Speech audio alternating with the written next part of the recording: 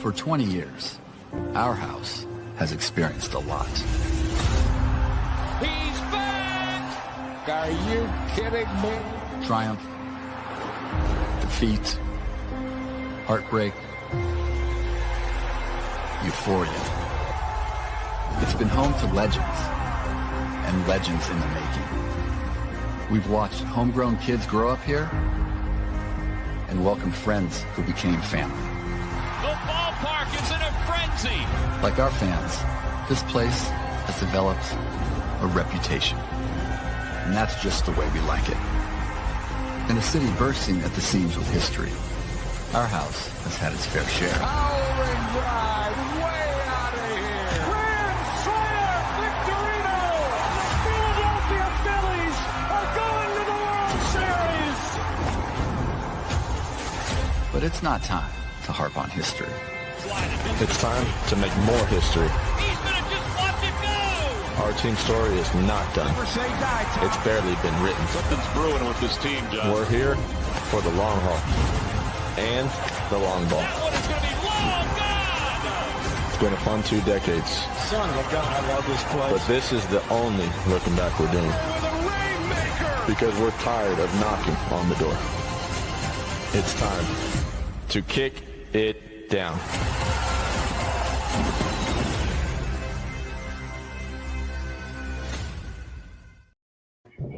Hello, everyone, and welcome to another episode of Sorry in Advance. And Ryan is officially back, rocking the sexy Shalene's jersey. There you go. Got the finals this week. Had the rep. So There you go. I don't blame you.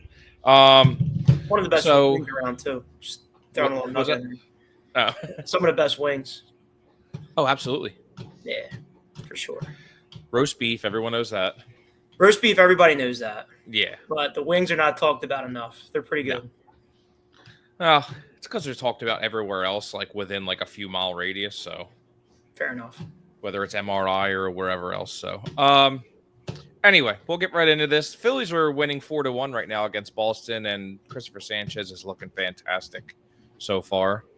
And I mean, of course, Kyle Schwarber hit another home run. So, That man's paycheck is getting bigger and bigger. And yeah, I know the last time I was on the show, that's the one thing I said is we need to pay him now because there's 2 different scenarios. He keeps doing what he's doing. Thank you. there you go. Appreciate that. There's 2 different scenarios. We go on, we win the World Series, and you get the friendly discount potentially. Mm-hmm. Or he continues doing what we're doing. We don't win the World Series, and you see ya. He's Yeah. done. That's why I was trying to put like a price tag on it. I'm just like, each home run, is that technically like another 25 grand that we have to pay him? Because he's at 33 now, I think 32, something like that. His best case scenario is literally either scenario. He stays in Philly, gets paid less than he could, but he's happy to be here, or we don't win the World Series and he goes on to make the most money a DH has ever made. Yeah, because I was looking at it too. So here, I have this up here. So Kyle Schwarber's stats with the Phillies so far. Again, this is before he just hit a home run. So 565 games played. That is 10th in baseball since 2022. Underrated fact right there. That I think is one of the, and you know what? And that was him, he plays left field, I don't know, under 100 games since he's been here. I know that. Right. That's an easy number. 2,102 at bats. I tried to look up where he's at in hits in MLB, but I was like, really, I'm not going to find that. Like, he's way down on that list. Right. So 163 home runs since 22, since we have signed him. He is 3rd. And Ohtani's ahead of him. And I completely forget who was 2nd. It wasn't Judge, right? I think it was Judge. It was. I think it was Judge. 376 RBIs, which is 6th in baseball, and 386 walks. That one kind of surprised me that he's 3rd in walks, because I don't remember him getting intentionally walked, but that ties into he always has a pretty good on-base percentage. Yeah. Leading them off, it's hard to walk them, but it's, I guess, intentionally not throwing him a pitch. that works. Yeah, and him just looking at it. Yeah, and of course, 731 strikeouts is first in a bad way.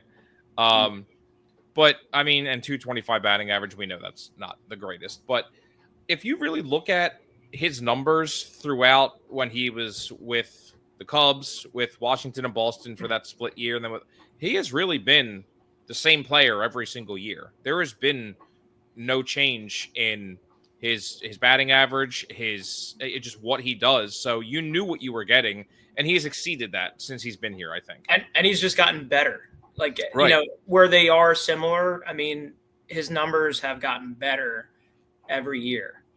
I mean, look at this year. I mean, he's arguably the best he's the best hitter in baseball right now. Like one of three. Yeah. And Ohtani's going to be up there on that list too, but Ohtani's a freak. He's a different, he's in his own category. I was going to say he is a category of just one. That's it. Yeah. Judge gets thrown in this, the category of Schwarber, I guess, but yeah, Judge, obviously Judge is better off, but Schwarber's up there. He is. I mean, and honestly, like, we're starting to see a lot more of it now, but so is Harper. You know what Harper can do once he gets hot, but he hasn't been there at all this year. But in the past 2 weeks, he's looking more Harper. Like Harper. Yeah. So I mean, looking at I'm sorry. No, you're good. I was just going to say, I mean, he's in his prime. I mean, if you're going to get the best version of Harper, now's the time to do it. Yeah. And I think the funny thing too is when we sign, I think I always forget how younger Schwarber is, because you're thinking about a DH too, and that will extend your career a little bit longer too. Sure. But I think, he's 32 now. He'll be 33 March 5th. So going into his year 33 season, you got an extreme discount on what we're getting for. Like, if you want to kind of look at it as an equivalent on how we got a discount on Zach Wheeler for his first contract, $20 million for somebody putting up almost 40 home runs a season isn't well, after Ohtani signs, a $700 million deal, and then Soto signs his deal, but $20 million, you're not getting that nowadays. So you know what the contract is going to look like, which is going to be, just starting at $30 million, probably. Yeah, for sure. I'm looking at that hometown discount. Yeah, I mean, the Wheeler contract, honestly, might be one of the best sneakingly, because at the time when we first signed him, I think majority would agree that looked like a high price tag for Wheeler. Yeah. Especially because, coming from the Mets, he was injured a lot. Nobody was expecting to get a Cy Young contender every single year that he pitched. No. And then they brought us right back down to earth by signing Walker for the ridiculous money, and then that evened it out. So yeah, well, that's how Philly does. Philly finds a way. Phillies find a way. Phillies find a way to just do that. And that's just been the course of their time. Now the Eagles, we can't possibly say anything bad about the Eagles in the last bit. So. No, not at all. Especially because of the fact that there's no contract situation that it seems like Howie Roseman can't get out of. So or whatever. Yeah, Howie's you don't want to answer the phone when you see that 215 call. Howie is like the Shohei Ohtani. He's in his own category of GMs. Greatest GMs ever. 100%. So honestly, if it's me thinking about a Schwarber contract, I think it starts around 30. And it's probably going to be 3 years, maybe. I was saying 3 with an option or 4 at 120, but it's going to be around there. It has to be. Or someone will just overpay for him even more. Right, because he's not – that's what I'm saying. It's going to be – his best case scenario is literally either scenario. He wins the World Series, gets the friendly discount. Yeah. Or they don't win the World Series and he gets the biggest contract that DH has ever gotten. So yeah, I think it could even exceed, like you said, someone overpaying. He will get, if he's not with the Phillies, he will get overpaid. It will be like a 4-year contract for 140, 150 mil. It was funny too because I was looking because him and his wife are both from Ohio, and I'm sitting there thinking man, would he go to Cincinnati? Like, go play for your hometown? Like, depending how Cincinnati's looking. But again, at this point of his career, it's just you figure, and he will get the offers to go play for a World Series contender. Like, I feel like that's without a doubt. Does he sell his soul and go to the Yankees somehow? I was just gonna say, man. Like, I really hope not. But if of teams that would overpay, or the Dodgers, but Yankees or Dodgers, yeah. Yankees or Dodgers. But then it's just like, man, who's your DH if he goes to the Dodgers? Because Ohtani's already DH. So do you go and put Schwarber in left field in LA? No, he's definitely not going to LA. The Yankees are never out of the question, though. But I do think LA is out of the question. They truly, it's not even about money at that point. Like, how do you, where do you fit them? Yeah, where do you fit them? Yeah. The Yankees could find a way, and they have the ability always to just find a way to make it happen with money and deal with the taxes later. True.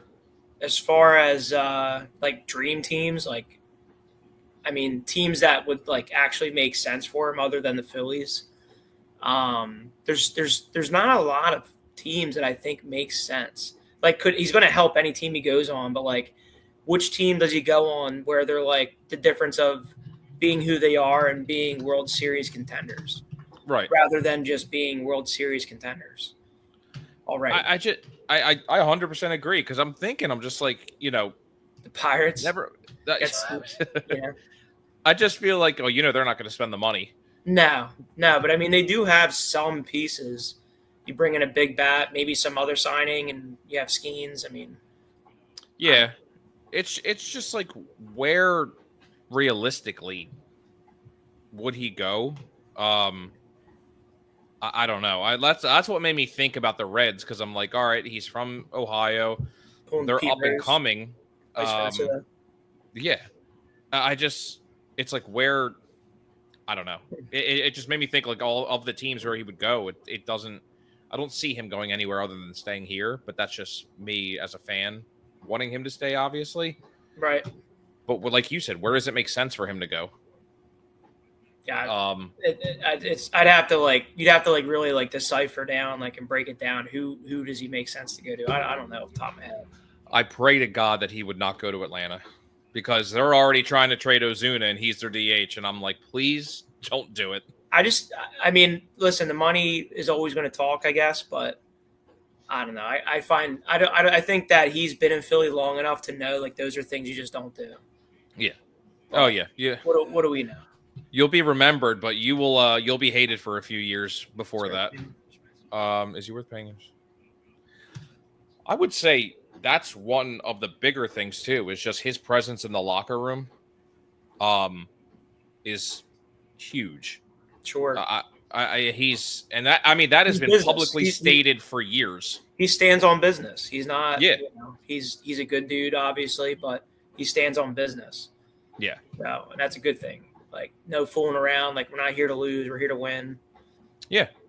And I feel like it's especially for the fact that you have someone like you have Kemp coming up. Who knows if he's staying? But if I saw things about how they're going to maybe bring up Crawford if they don't go get a center fielder. Like that they've been talking about this for weeks. You're going to need someone to help those rookies and who's been in here for a while. And you have Harper and stuff. But I'm like, I don't want anybody else in the outfield like really imparting wisdom on them, like Castellanos. I'm like, I don't know if I want you really trying to warm up the young guys or whatever. No, yeah, let him do his thing, but yeah, not to mentor. Right. Hey Steve. Honestly, we're not looking for anybody right now, but I know you've asked before, so I will keep you in mind. And good evening, Donna. I saw you on the TV last night after the game when they were interviewing Lazar. Little TV star, all right. Yeah, I saw her. She was on the left-hand side, like in the group of people in the post game when they're interviewing him on the field. It was actually pretty funny. I meant to message you today. So, because I saw she was at the game, and then I was watching the TV, and I'm just like, wait a minute. I was going to say, long story short, to Schwarber. I mean, look at the comparisons. I mean, so the only reason I put these guys, I know some people might be like, what the hell do you have your sheet up there for? This is everybody since 2022, all the DHs that have signed with teams for deals. All of them except Ohtani, obviously, have gotten around 16 to 20 million per year that have signed like 4 or 5 year deals. If you look at where he's at in all of this, and again, I put Shohei Ohtani up there just for like some comparison that he's actually pretty close to him in a lot of things, except stolen bases. But if I take Ohtani out, Schwarber still leads all these guys in stolen bases. Yep. But I mean, you look at this, like, these aren't nobodies, especially Yordan Alvarez at 25, 26 years old. You know what kind of a powerhouse that he is. You know who Brent Rooker is, Ozuna. Like, these aren't nobodies. No. Like, he is still performing at the top of the league as a DH, which, again, I said in the beginning, will extend your career because he's not going to have to play the field as much, well, not as much wear and tear on the body. He's finding a way to make sure that he stays, like as prime as he is, as elite as he is, by just DHing. I mean, yeah, him embracing that role has changed him a lot in a good way. Oh yeah, and I think he knew that. I think he knew once he blew out his knee with Chicago and came back, like that was it. For him I always forget that he was a catcher. Yeah, I was just going to say I always forget that he was a catcher, but I always forget that he was with the Washington. That he got traded to Boston. It's just I'm like, because Washington wasn't great when he signed there, and I think, not to be a dick about it, that like they weren't good at all, but that just shows him too. Yeah, that just shows the type of person he is, that he was willing to go to a team trying to rebuild and all, and then some players do that they know they're going to be a trade piece, and he went to the Red Sox and then left in free agency. So, yeah, should have had a sign about the podcast. I know. I wouldn't do that. I wouldn't ask that of you. But thank you. Next time you're on camera. So yes, in other news for the Phillies, third time's the charm that Dave Robertson is back on a 1 year or 2 month-ish deal. I was trying to read how this is explained, his deal. They signed him for $16 million, but then everything kept saying for $6 million. And I'm like, so do we owe him $10 million after this season? Like, I'm still trying to figure out how that works. I mean, another arm, right?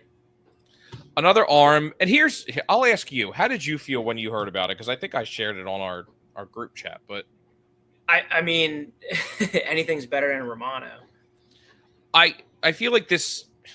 I was perfectly fine with it because Yeah. I saw so many teams were interested in him. And then especially, like they said, the Yankees and Dodgers were looking at him too. And then all of a sudden he just signed here. And I was like, oh, all right, like cool. And then I saw his interview that, he was happy to come back here. He knew it here already, which I think. Yeah, I mean, he's always had a good run in Philly, I feel like, and as far as his performances and like, being out there, I think for the most part overall, he's been solid. So, yeah. I mean, it's a good signing in my opinion. It's just, whether it's him or someone else, it's better than what we have. So, like, right. I'm in the positive side of that. I mean, Strom's been pretty okay. Yeah. And our starting pitching has been phenomenal. But Romano stinks. and like, holding on to that continuous thought that he can be what he was, it's just not going to happen. Yeah. Like I kept thinking too, like about him and like, do you remember like 2 years ago when Alvarado really just didn't have it and they ended up sending him down and then he came back better than ever? I kept thinking that was like, the World Series year, wasn't it? Or yeah, no, it was the next year. Was it next year? Okay. I think it was next year. And I kept thinking, I'm like, damn, like, do you just send Romano down? I know he would have to agree to it, but Alvarado did. And I'm like, do you just send him down and be like, yo, you got to go figure something out because either we're going to cut you or you figure it out. Yeah. And that, really, like, you can even have the conversation like, dude, there's a very good chance that you're going to come back up here and retry again. But you got to go back down and figure something out. Yeah. Get confidence back, whatever. It's like everything. I'm like, are you tipping pitches? Do you just not have it? Is your stuff not breaking? But then you look, I'm like, Well, you're throwing meatballs down the middle, dude. Like you're not locating anything, and it's just like they're waiting for him to come in. Yeah. They're waiting for the pitch that they know is coming. Right, and it's just like, all right, cool. Like I'm glad that your velocity's up. Your location sucks. So Sanchez is great, dude. That's another steal. My God. Yeah, that's what I'm saying. Our whole starting. I mean, for the most part, our starting pitching is elite. It's got to be just about one of the best starting pitching rotations in the league. So it's got to be top. I can't think of anybody. I mean, I'd argue number 1, but yeah, at the very least, top 3. Yeah, 100%. Because I know at the beginning of the year, everyone was saying that Seattle has the best pitching staff, and I'm like, well, not really anymore. Because Gilbert was out for a little while. Kirby was one of them. I don't know.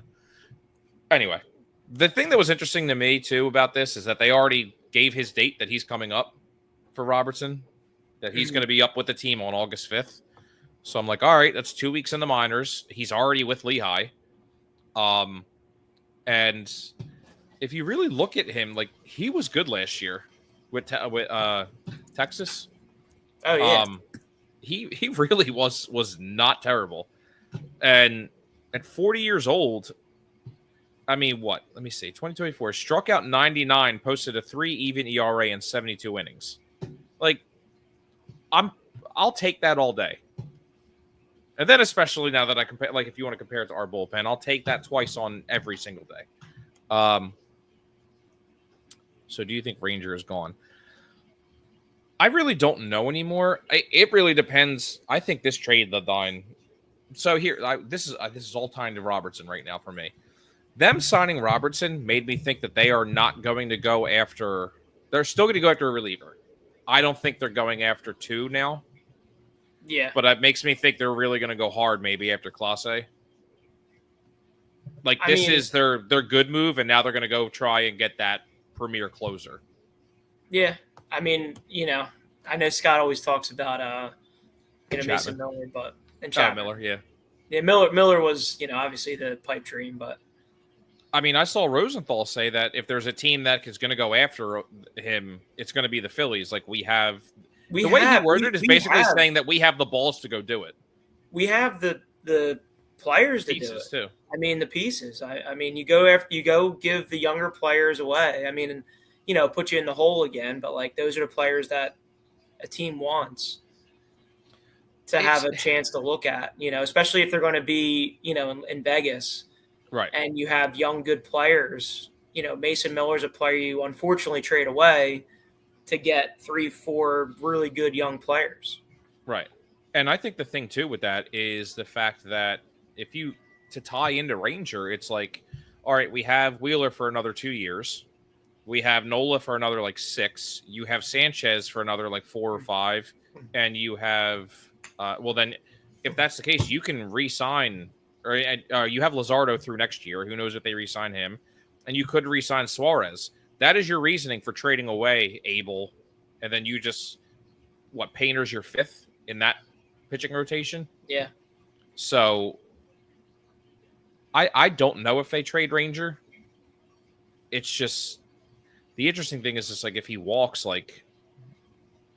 you're losing a great pitcher, but if you have Painter waiting to come up, which he hasn't looked good, I think, the last 2-3 starts, they said. Yeah. But still 23, 24, I think.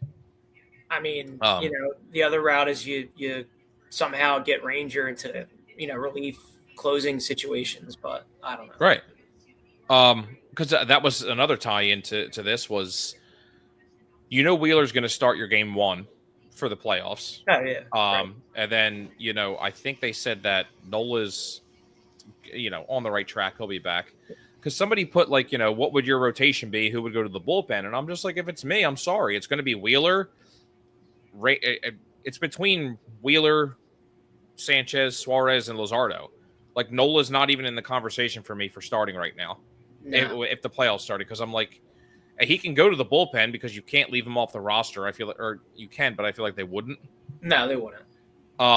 So I'm Nola has good. I mean, literally, his stuff is good for the first 2 to 3 innings. So I mean, right. if you look at it that way, it's like you give him one chance against batters, he seems to have effectiveness with it. So if he's struggling that bad beyond the second, third inning, like he was, I mean, I don't know. What do we know, right? Oh, yeah. I mean, it's a great problem to have for the fact that you can have 3 starting pitchers and then your other 2 in the bullpen that the talent and skill that you have in the bullpen when the bullpen is your biggest problem right now. Right. So really, like you said, you could put Ranger in the bullpen if you really needed to. You're going to look at all the numbers of a lineup, whatever team you're facing and stuff. So, how do you get but we know what Ranger is. We don't know about Painter. So I just watched a bad play there by is it JT Kemp? Was it Kemp? Yeah, he knew it.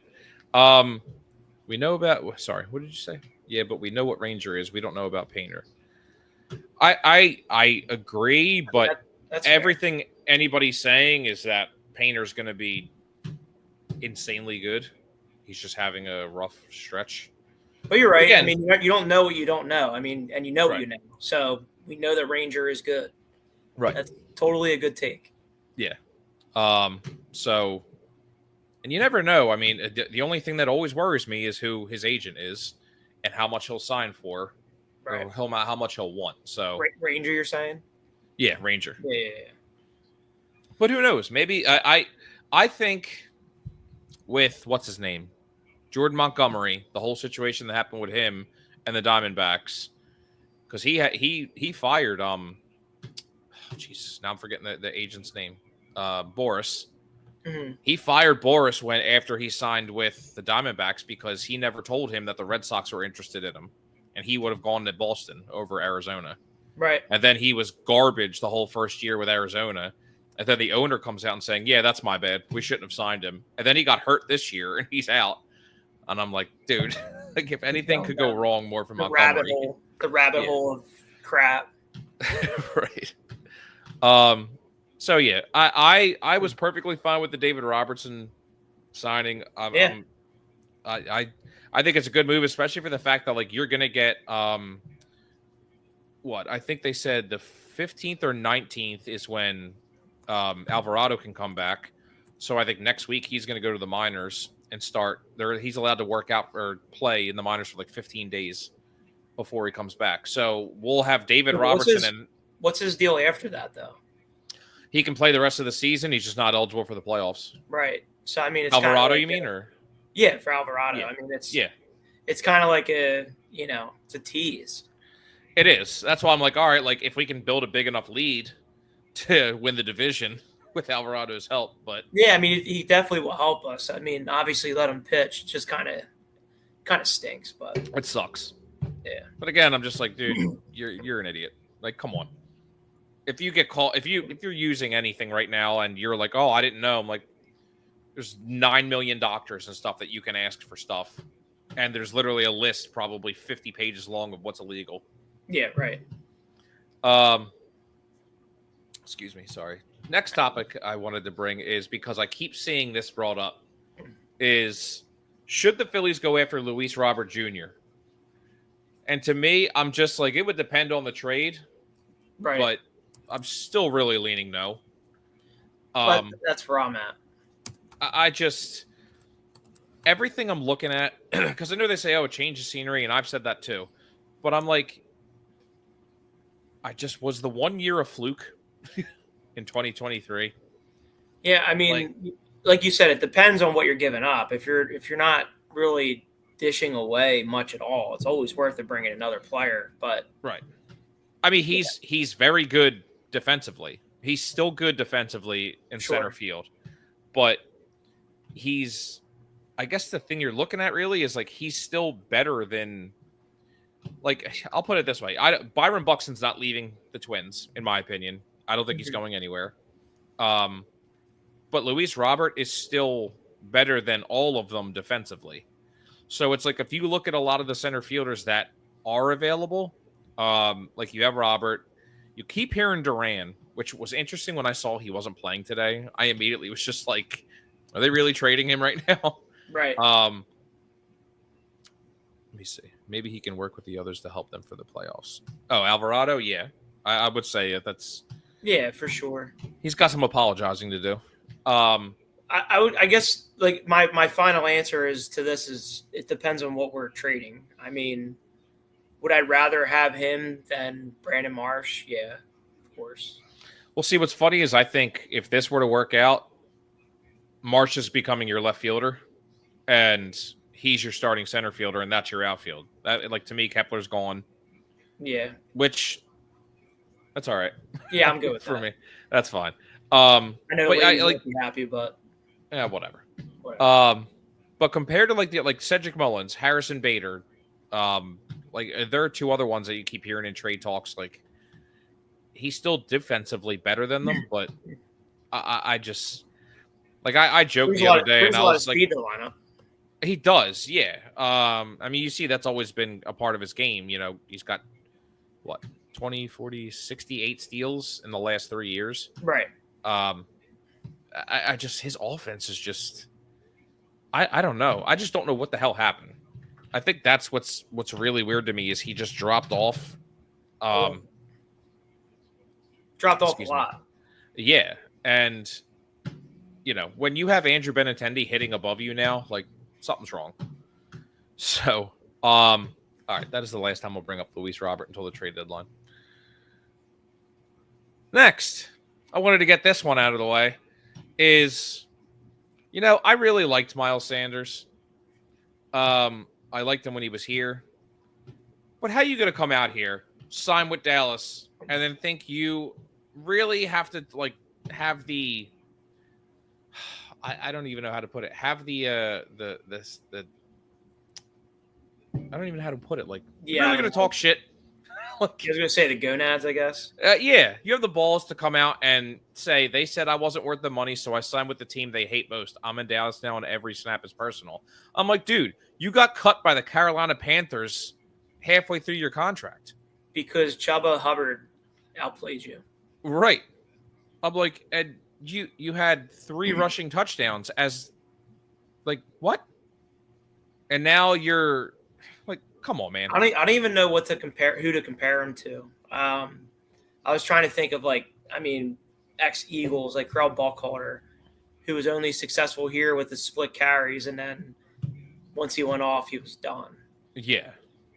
I don't even know if he's that though. He's like a different type of running back, but I mean, we loved Miles Sanders when he was here. I mean, I know. I personally was like, I don't know. I feel like he's a good locker room guy, like to have, and like he's a good running back, and blah blah blah. And you know, obviously, it didn't matter. We had a really good offensive line, and that's what he benefited from. Right. And I was upset when he left, like when they didn't re-sign him, because I was like, man, I would have loved to keep you here, but I get it. You got starter money, you know, but 4 years, $25 million. It made it 2 seasons, and then you went down to 1 year, 1.17, and I'm like, dude, a cuttable contract, and you're talking about how you went to a team to take it personal. Every snap is personal. Every snap while you're watching your starting running back is personal. I was gonna say you'll get what, 5 or 6 snaps a game, maybe. Yeah, you might be a third down back, maybe, and even that I don't even think so because I don't really see him getting much action in the field, but. Maybe when they play Philly, maybe they'll give him a couple more touches just for the sake of seeing what he'll do. But yeah, I just he'll get booed when he shows up here. I'm sure immediately. I don't even think he will. I think it'll be like, okay, you're here, great. If he scores a touchdown, he'll get booed. Yeah, if he scores a touchdown, maybe. But I mean, you're still playing behind Javonte Williams. Like he'll probably be second on the depth chart. But I'm like. I don't even know if he's second. Well, that's why I don't know who else they have. That's the only reason I'm saying second. I mean, Dowdle, right? Rico. Do they?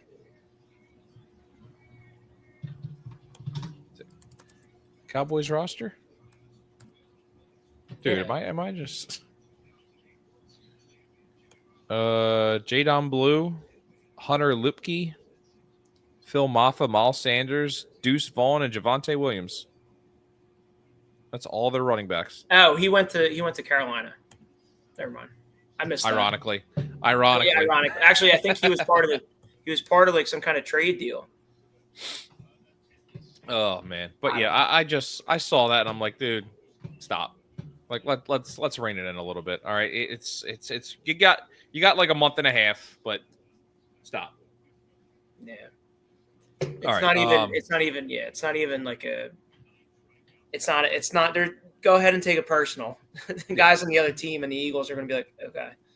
Maybe they asked him to do this so that all the news would get off of Micah Parsons talking to they're a mess.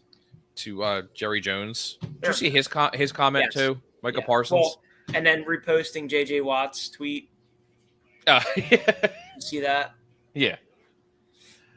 I love JJ Watt's tweet about his brother with his contract. Oh yeah, if he great. ever hesitates to, if he even waits for me to reach for my wallet, I was like, that's cool. That's funny. Yeah. All right. So we got 2 slides left to kind of end our show tonight because I'm sorry, he will probably never be asked to host the ESPYs again, but I hope he is. They know what they were doing.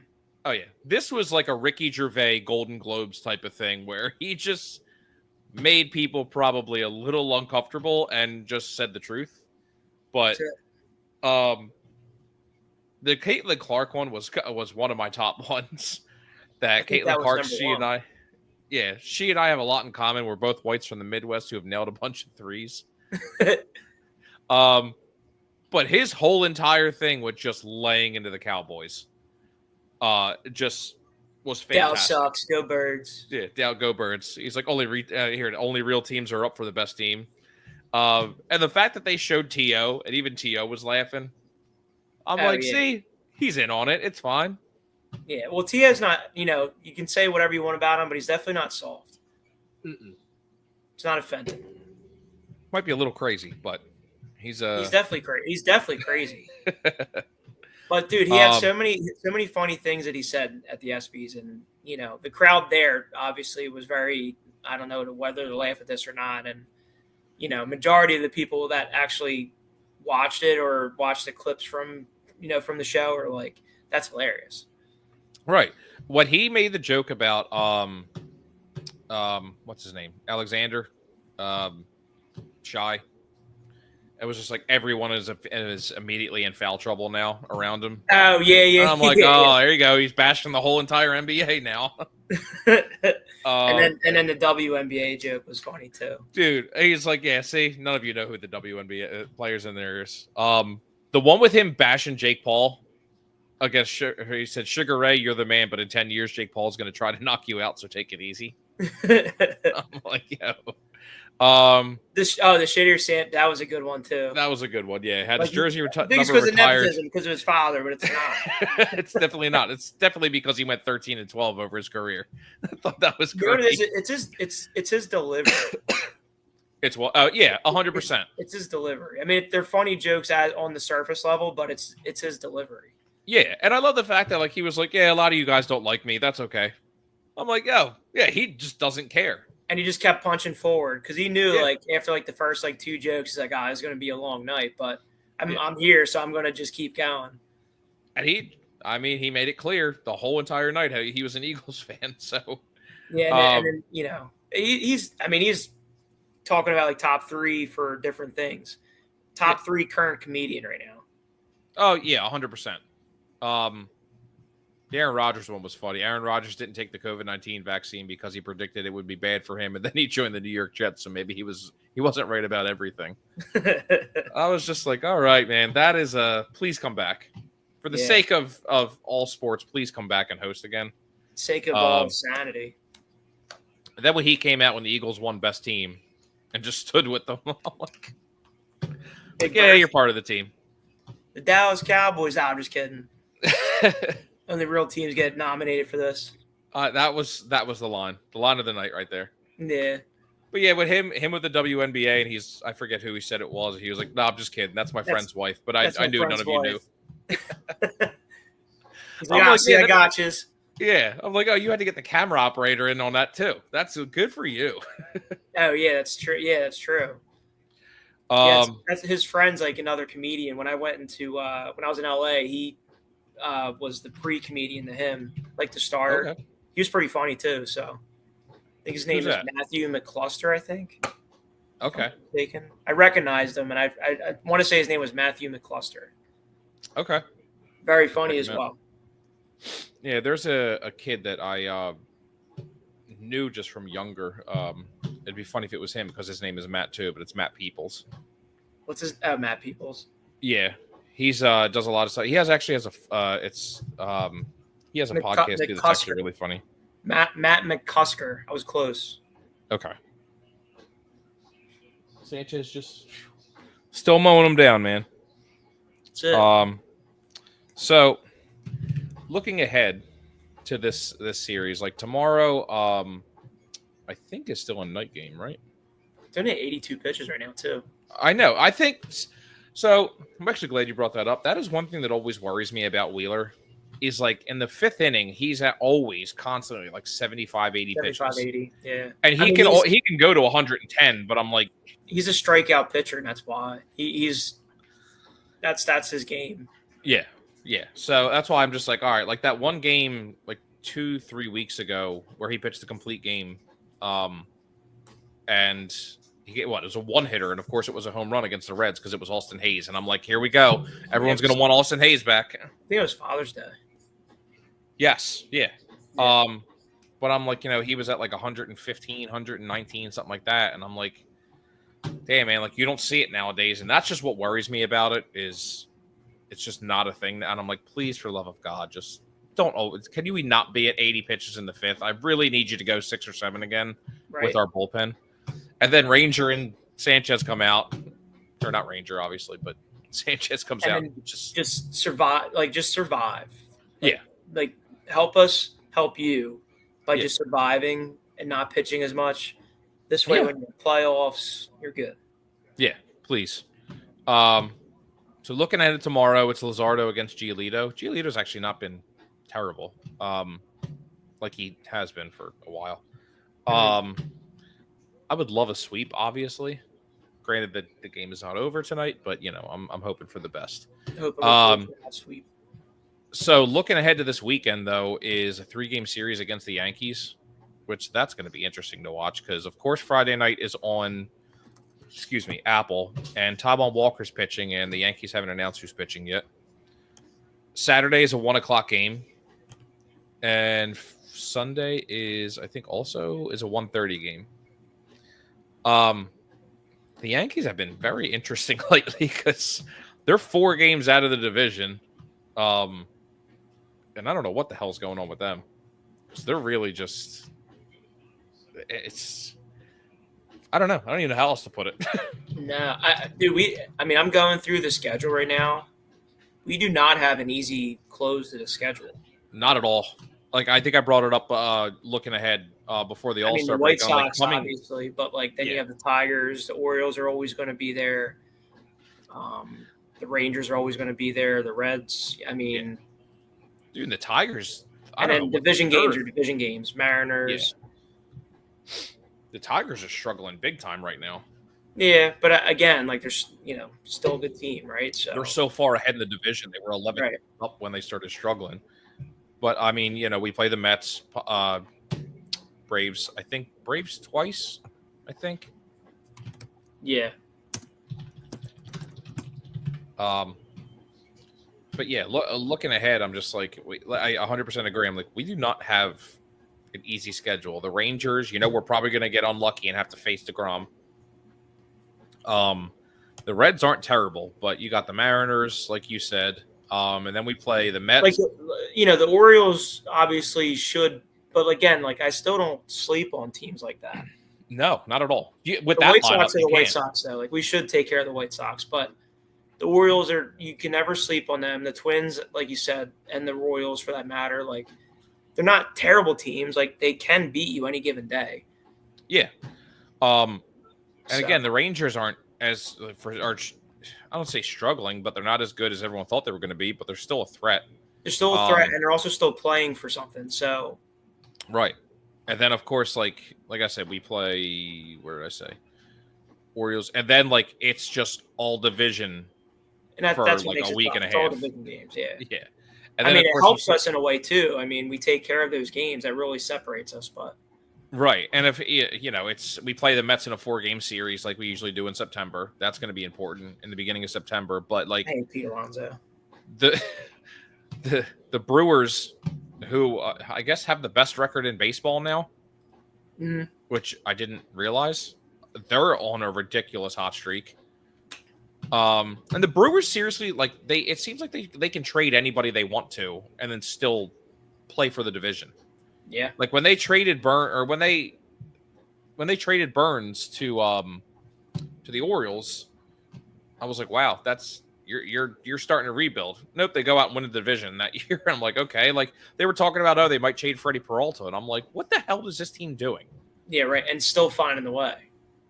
Right. Only plus is we usually play up to good teams and down to bad teams. That's why, like you said, the White Sox. I still would. Yeah, but that's the part that makes me nervous, because the division games, in theory, we should honestly be much better than everyone. But the Braves and Mets are always, the Marlins and Nationals we should take care of. Right. But like we're going to play down to them just like we always do. Right. And the White Sox, in theory, we should take care of them like we should. But then when you get to all those middle teams that we on paper are much better than, those are the teams that worry me, because they, go in with this certain mentality that we should be fine. Right. It feels that way. Should be, and it's just going to happen. Right. That you don't have to work for it. It's like, oh, we should beat them, so we will. Yep. So we'll see. We'll see. But I would love a sweep of the Red Sox. I would love a sweep of the rest of the AL East that we have left. So, Other than that, did you have anything you wanted to bring up the rest of the night? No. Fantasy football is around the corner. Yes, it is. Everybody get your, sharpen your pencils and print out those top 100 sheets that we used to do back in the day. I know we have. Yeah. Get your draft boards ready. Your big draft boards. Yep.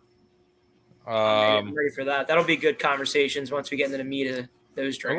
We're getting there. Well, I'll have to have you when we do like a network show. I'll have to come on to that.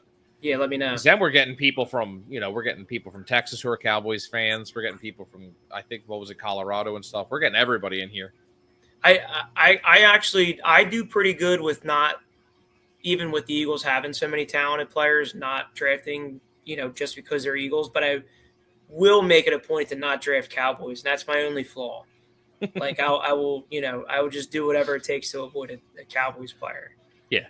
I completely understand. 50-50 player. I'm going the opposite. I'm not going Cowboys. So yeah, I mean, like the 1 year, was it last year or 2 years ago? Like I had no choice. Like in quarterbacks, I had to take Dak, and I'm like, or just forfeit now. Like this, no, it didn't at all. And I'm like, I'm literally just voluntary. Like I should have just taken somebody earlier, but I screwed myself. Go Phillies, and if you're in my family, get your screamer ready. My dad loved yelling at my brothers during the draft. That's great. Yeah. I always think the draft is only going to take like 45 minutes, and then like 2 hours later, I'm just like, why do I just do this to myself? Like, just accept you're going to be down here for 2 hours.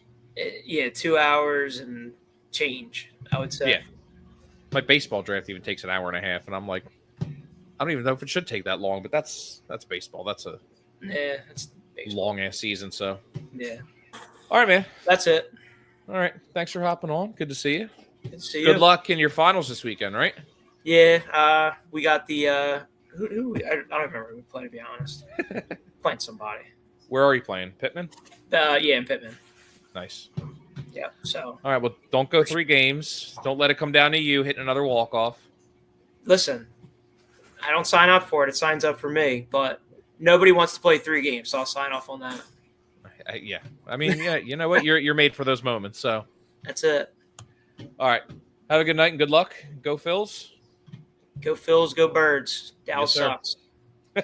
Later. Later.